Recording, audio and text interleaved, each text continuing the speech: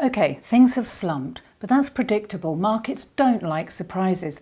They're a hysterical bunch, and this is as much about emotion and feeling as it is about facts.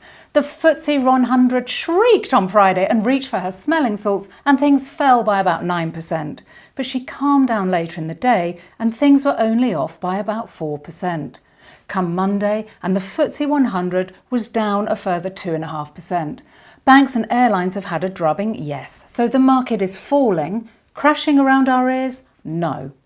The Footsie 100 is basically the 100 biggest firms in the UK, and many of them are actually much more influenced by what happens in whopping big markets like America and China than what happens in Europe.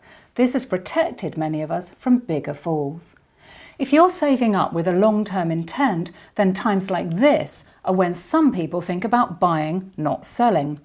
I took a deep breath and topped up some investments as markets fell further on Monday. But I'm not cocky enough to think I've called the low point. I suspect I haven't. And anyway, trying to time the market on an ongoing basis is a mug's game. But I'd much rather buy when things are cheap than when they're riding high.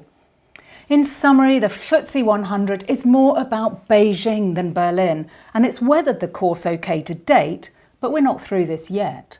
Smaller British firms are likely to struggle. The little fellas are getting a bit hammered out there, and international investments have been helped by the weaker pound, although Brexit jitters have made it over the Atlantic and rattled the US markets too.